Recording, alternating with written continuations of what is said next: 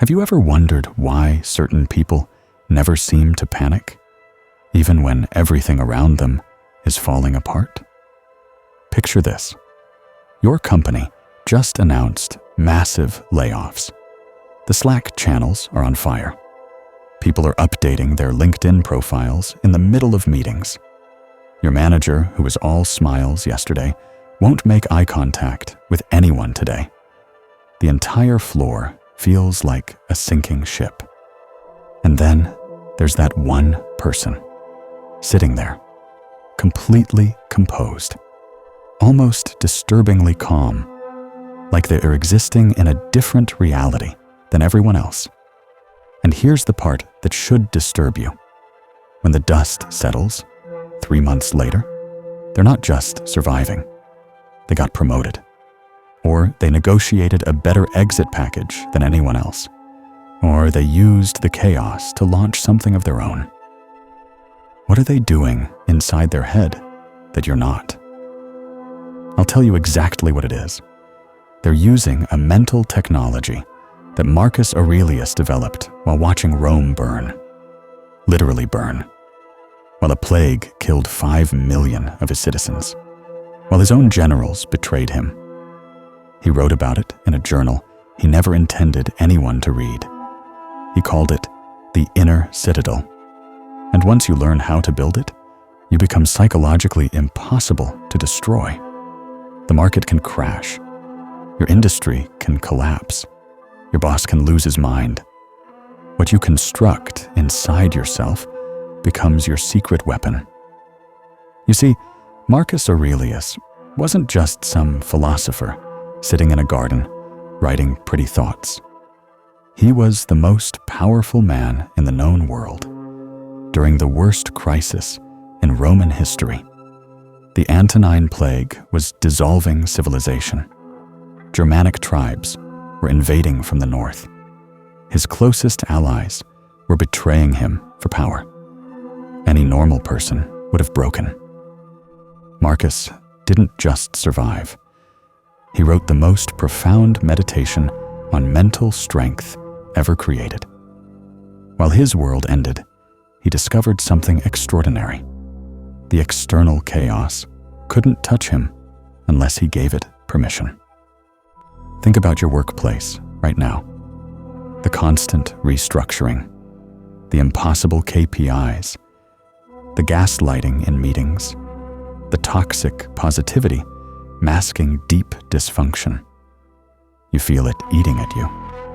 The Sunday night dread, the morning anxiety, the constant state of alert that never quite turns off. You've tried everything. Meditation apps, productivity systems.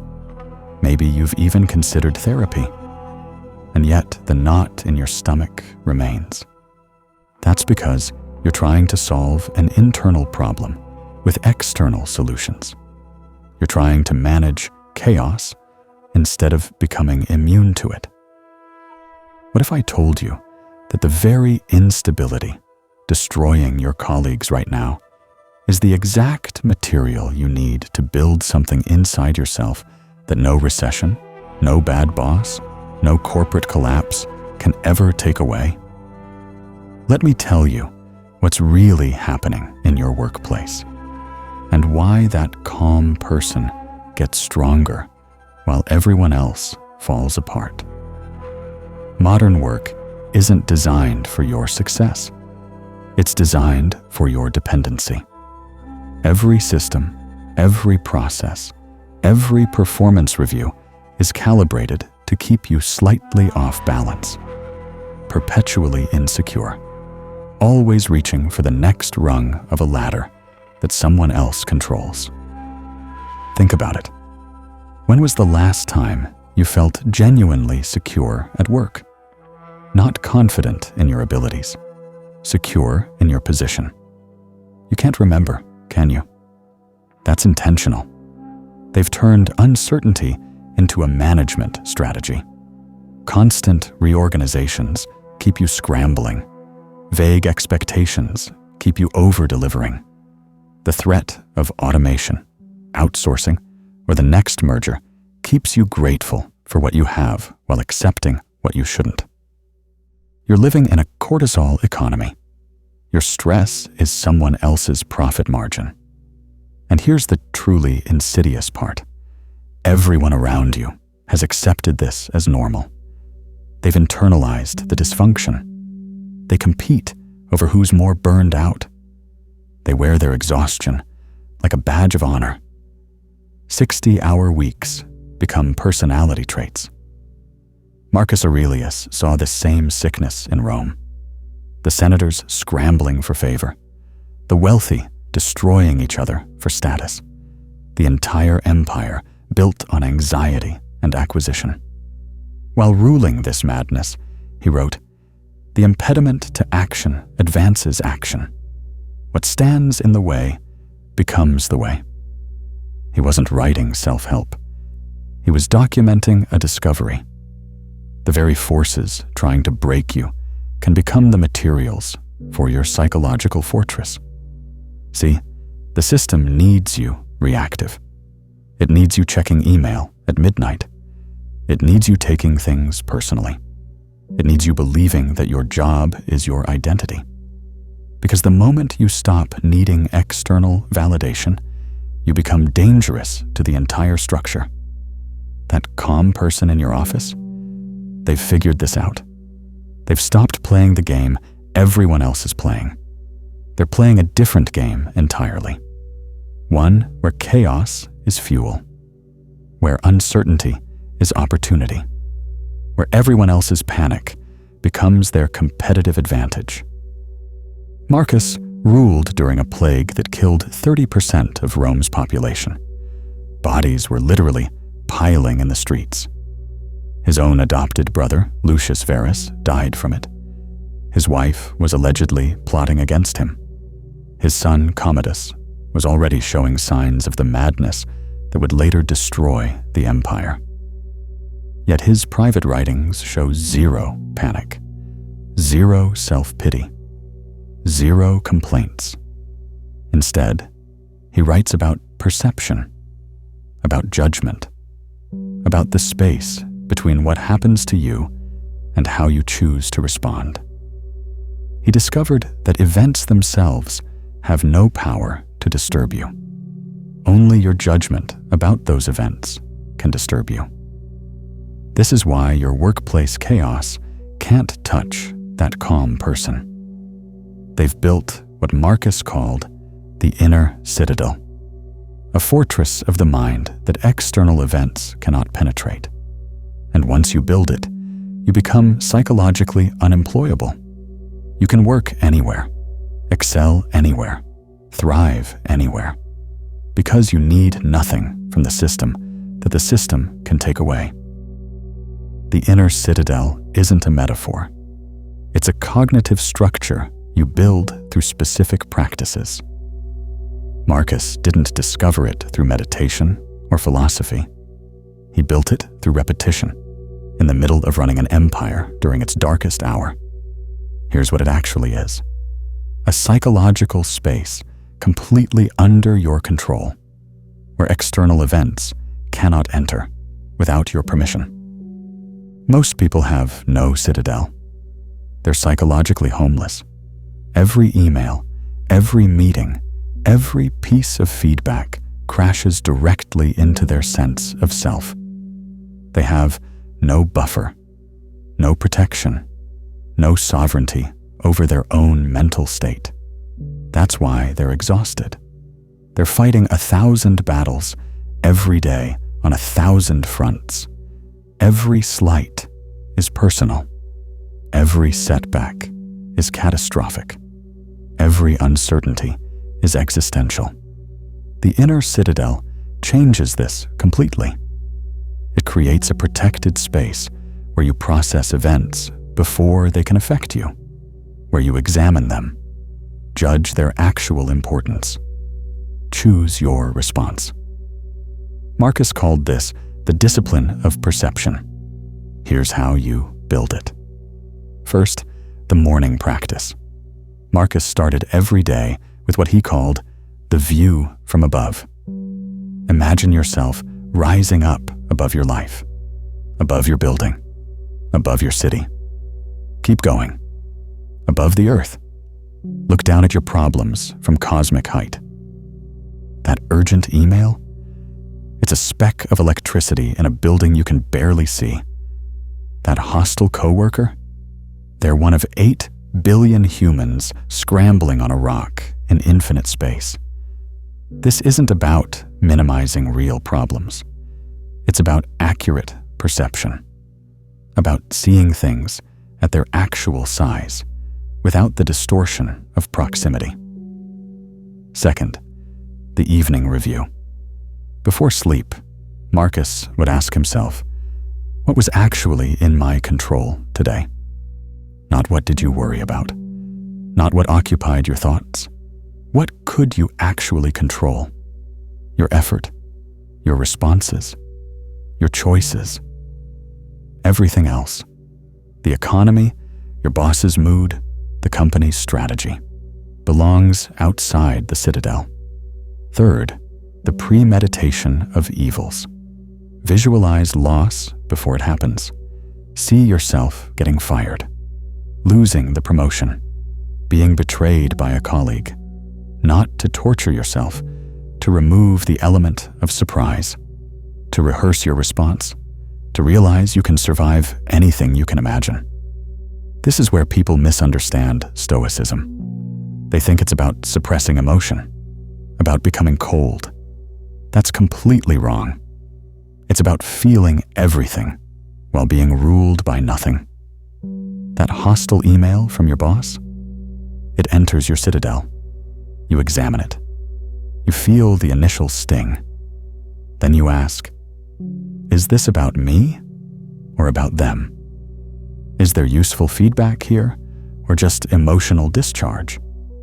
What response serves my goals versus my ego? The unfair performance review?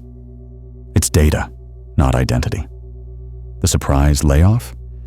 It's a transition, not a verdict. Watch what happens when you start building this citadel. Your colleagues will notice immediately, not consciously. They'll sense something has changed. You're responding differently. The usual triggers aren't working. The office drama doesn't pull you in. And this is when things get interesting. Because the moment you start becoming psychologically sovereign, the entire social dynamic around you shifts. Some people will be drawn to your stability. Others will be deeply threatened by it.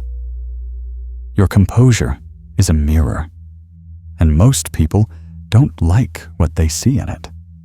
When you stop reacting to the chaos, something uncomfortable happens. Your non-reaction forces others to see their own overreaction. Your calm highlights their panic. Your sovereignty exposes their dependency.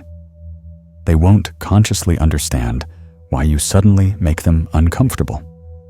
They'll just know that something about your presence feels like a judgment, even though you're saying nothing. This is what Marcus faced with the Roman Senate. His simple refusal to engage in their power games made them all look like children. His composure during crisis exposed their cowardice. He didn't have to say anything. His being was the message. The same thing will happen in your office. That colleague who thrives on drama will escalate their behavior around you. Testing, probing, trying to find the button that makes you react. When they can't find it, they'll get frustrated, then angry. Then they'll start talking about you to others. They don't care about the team. They think they're better than everyone. They're not emotionally invested in the company. What they're really saying is, their immunity to my chaos invalidates my entire way of being. Your boss, who uses emotional manipulation to manage, will find you increasingly frustrating.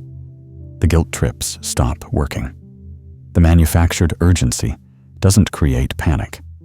The implied threats don't generate fear. You've become psychologically expensive to manage. It takes too much energy to move you because you're not running on anxiety anymore. Here's what's really happening. Most people have built their entire identity around their suffering. Their stress is who they are. Their overwhelm is their personality. Take away their chaos, and they don't know who they are. Your calm suggests their suffering is optional, and that's an existential threat to someone whose entire life is built on being a victim of circumstances. Marcus faced this with his own son, Commodus. While Marcus embodied discipline and wisdom, Commodus was already showing signs of the excess and cruelty that would later define his reign. Marcus's mere existence was a constant judgment on his son's character. Not through words, through being. This is the price of the inner citadel. You become a walking reminder that there's another way to live. And people who are invested in dysfunction will treat your health as a threat. But here's what they don't understand. Your citadel isn't built against them. It's built for you. You're not trying to judge them or save them or prove anything to them. You're simply refusing to join them in their unnecessary suffering. Now, let me show you what happens when you master this completely. When the inner citadel becomes your default operating system, you develop what Marcus called sympatheia, the ability to see the hidden connections between all things. The chaos that blinds everyone else becomes your intelligence network. While they were panicking about the layoffs, you're noticing which departments are actually growing. While they're gossiping about the restructure, you're identifying where the real power is moving. While they're competing for a shrinking pie, you're seeing where the new opportunities are forming. This is the paradox of detachment. The less you need from the system, the more the system offers you.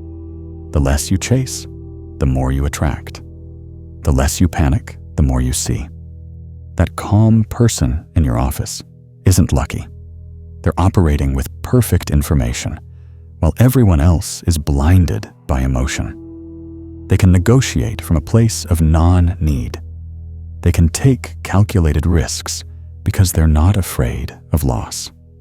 They can build while others are just trying to survive. Marcus wrote, "Confine yourself to the present." This isn't about mindfulness. It's about power. When you're not dragging the past or projecting the future, you have all your energy available for the actual moment where decisions are made. Your anxious colleagues are fighting ghosts. Yesterday's meeting, tomorrow's review. They're exhausted before the real battle even begins. You're fresh, present, ready. This creates compound advantages. Better decisions lead to better outcomes. Better outcomes lead to better opportunities. Better opportunities lead to more options. More options lead to less dependency.